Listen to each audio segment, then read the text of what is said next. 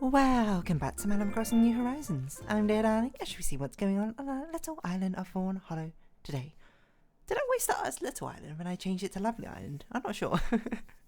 Anyway, not the point. The point is, we'll be continuing on the holiday talks, because that's what we're talking about. Probably tomorrow, actually, I'll talk about something different, by the fact that today is actually the fabled crossover session, D&D session between the two campaigns, overlapping.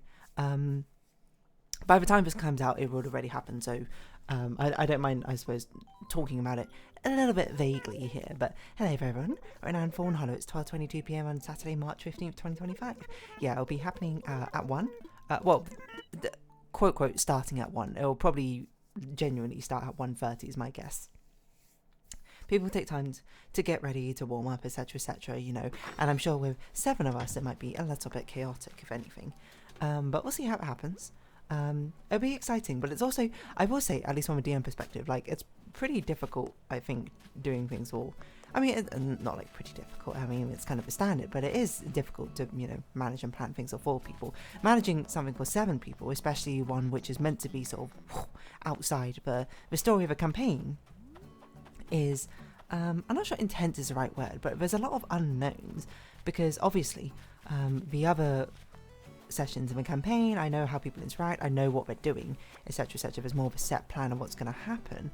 This one, I'm more, but the main thing I'm actually worried about is if things don't happen. Like, I don't know how to describe this, but basically they're in like the sort of, it's the end of a tournament arc, quote quote.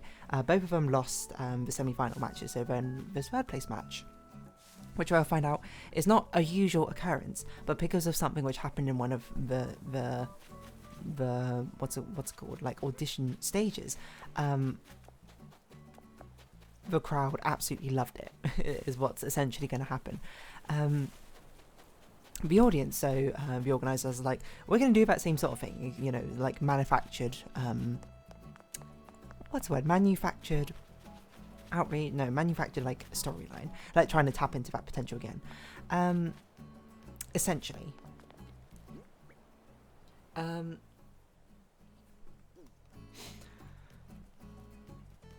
Well, something along that lines, but basically what's going to happen is, because the other parts of the tournament so far have been adventuring parties battling each other, but for this one, you know, I understand that while that makes good for like story thing, and it's totally fine if they're beating up or being beaten up by my NPC DM adventuring parties, it feels a bit weird doing it with actual other player characters.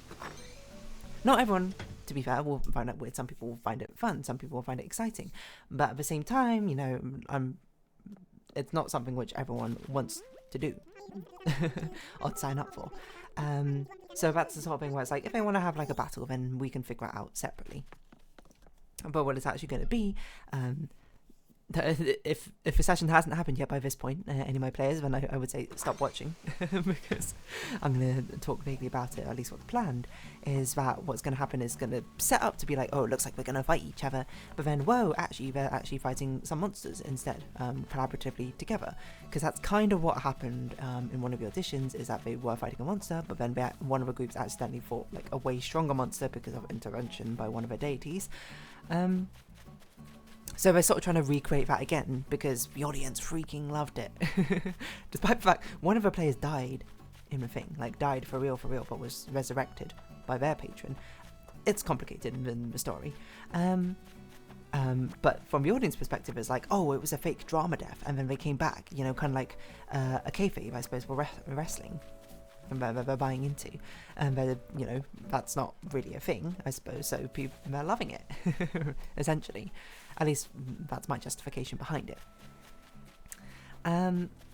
So yeah, they're gonna have a battle against, now this is the thing, it's very difficult to balance battles, I think, in the first place, essentially because we don't do a lot of battles, so most of the encounters are sort of shaped around social and puzzle investigation sort of encounters, and then sometimes there'll be a battle encounter, but the battle encounters usually are like once per day sort of thing, and they tend to be rather big ones, because rather than having a lot of small battles, because I will say some people like the battles, but I think there seems to be a greater focus on the more solving the story part is kind of like I think what people are sort of following. At least that's the sort of vibe I get, and also what I like to do, because I feel like battles are quite hard to get much more out of, which is why I'm also, you know, I give my my players a lot of custom items to try and sort of really make the battles, give them more options, essentially. Make things interesting, make things much more versatile. Whether some of them have even been used is a whole nother point, but that's not really for me to decide. So yeah, so often, so it's a very weird thing where like the battle system is, like, you know, the challenge rating is meant to be balanced around,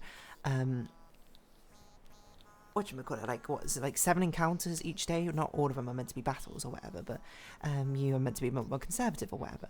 But, and also the fact I've given my players like very strong custom items and things,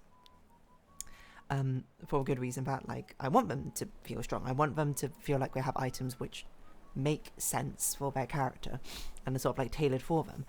Some I'm sure are too strong, some I'm sure are too weak. Like one of them, like one of the earliest ones I've given out, I'm pretty sure was a little bit too weak, but I'm looking to help sort of alleviate that a little bit in the next custom thing that he gets. Anyway, so yeah, that's sort of been going on. So we're going to have a battle. I don't know how difficult the battle's going to be. I do use something called like a Kobold Fight Club to sort of try and balance them, try and find a good challenge rating, but like with 8 level 8 PCs, it's pretty difficult to find something great, and to find also an encounter which will not just be an absolute drag by having like a load of minions. But I don't want to give them just one big boss enemy, because the one big boss enemy, which is like a hard encounter for them, is like CR 18 or something. But the problem with those is when you choose a really big boss enemies. I guess we're not talking about the holiday today. we're talking about prep work for D&D. Is that the problem with the difficulty is not because they're like a sponge or because they have a lot of attacks or something. Sometimes it is, but it's often because they do overwhelming amounts of damage in each hit, which is almost like one-shot potential for a lot of them, which is why I was like, I don't want to do that. So the way I've done it, at least I've hopefully tried to balance it, is I've chosen two bosses essentially at once. So they're fighting like a kind of dual boss at the same time, with some minions to help sort of spice things up. Now, the bosses themselves, I think, maybe a little bit underpowered, so I've like bumped up their health a little bit, otherwise I think they might genuinely just be sort of like one shot. But yeah, like one of them I think is pretty strong, but has a big weakness to fire, and one of the player characters loves using fire, so I don't know if that's gonna work out the way I intend it to, which is I'm a little bit worried about it. So I'm just like, I'm not sure if maybe I should not do fire, but I'm like, I feel like it's a very iconic thing for this monster to be weak to fire. Not weak to fire, but like its central mechanic doesn't come into play with fire. So yeah, I bumped the stats up a little bit, because you might be like, A is CR, like these are 2 CR8 monsters they're fighting at the same time. I did actually throw a CR11 monster at one of the parties, and they actually did defeat it. That was the one where only one person died, but they did end up defeating. I think the reason is because it was more like action economy sort of thing. But I think with the two of them together, I'm not sure. So I've thrown in some like other smaller CR monsters around the place as well to be a bit more of a nuisance. I've nerfed them a little bit, but not a huge amount. Just so they're more there to be like nuisances rather than like huge amounts of damage. Where the two bosses are meant to be the sort of damage, and one of them is flying and one of them is grounded. So it's meant to sort of be a balance where they have to find the right sort of balance of who attacks what. But at the same time, because they have basically full stats and basically this is going to be the only battle and long rest, I'm like, it also makes sense that they should skew a little bit harder, I think, this fight. Then I might necessarily usually have it. I don't know if maybe this is my big worry, is like I don't know if I'm going to skew it too high, if anything. And if I do skew it too high, then what do I do? Then that's kind of it, isn't it? Especially because some of the spells they have might just be insta-win spells. Things like Banishment just sort of go, done. That's it. which makes it a little bit difficult. So I'm just like, maybe I should have done like 3 monsters or something, but I'm like, the more monsters I add, that's a more turns, more like actions per turn, which is going to be an absolute nuisance. I don't know.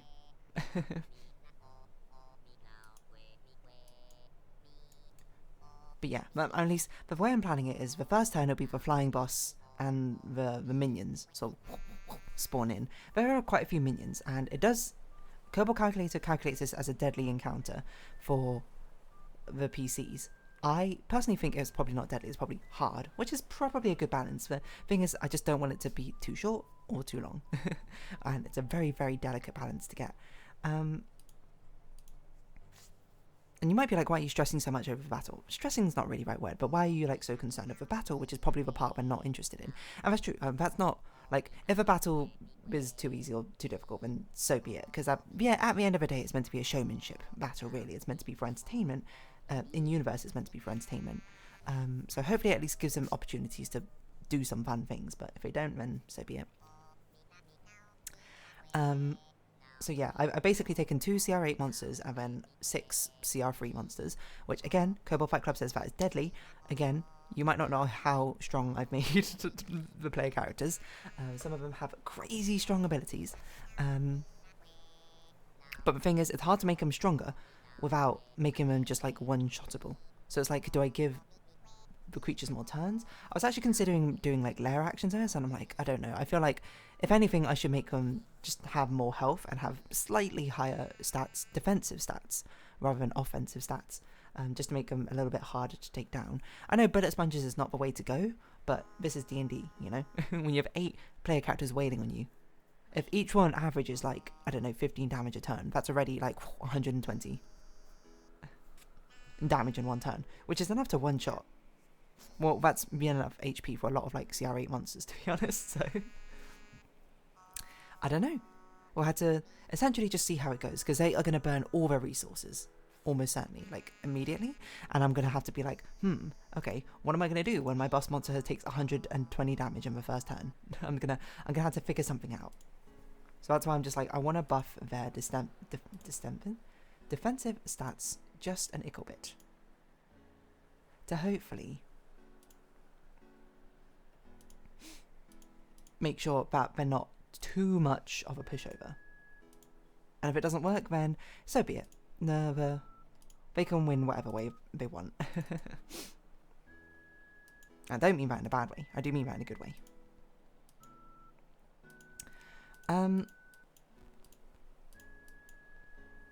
Yes.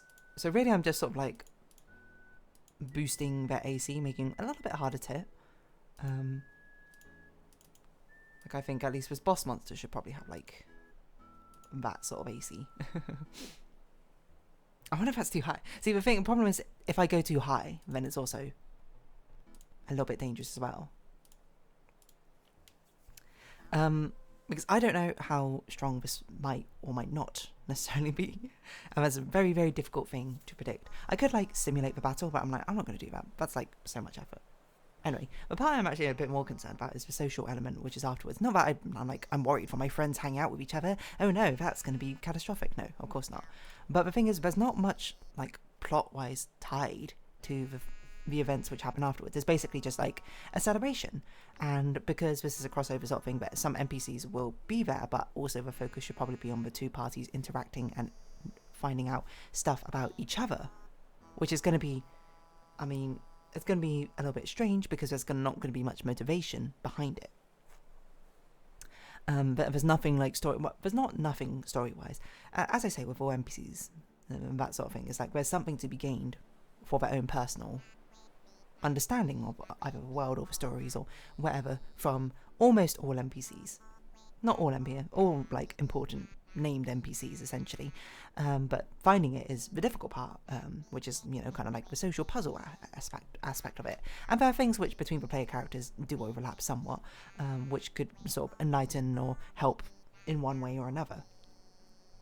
But it's not always the easiest thing to sort of uncover in the first place. But yeah, but there's a little bit of a social element which I'm just like, I'm not sure. Like, I have faith in my group, because my group has, my campaigns have, the groups have proven over and over again that they can just roleplay, just absolutely ridiculous, silly stuff, which I don't even need to interact with for like hours, maybe. Both groups are very capable of doing that, but it's more like, is this going to be the right formula for it? Is it going to feel weird? I don't know. We're doing something new. It's meant to be a celebration. I hope it feels like a celebration. And if it doesn't, then so be it. There's always things to learn. Yeah, so that's basically what's going through my mind as a DM planning this sort of bigger group campaign. I hope it's at least fun. Because it's not something, and you know, my players know, I've been like, you shouldn't take it all too seriously and that sort of thing. Feel free to be silly, feel free to be like, I will probably yes and a lot more things here, nothing ridiculous of course, but it's not quite outside of canon, but it feels like it's outside of canon is essentially the motivation behind it. It's sort of thing where it feels like, oh yeah, we're being a little bit more loose with it, we're being a little bit more silly, nothing particularly crazy needs to happen.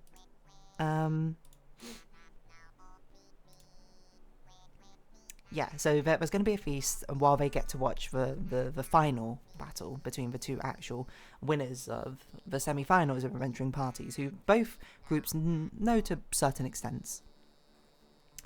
And then, yeah, we'll have a feast, and I don't know.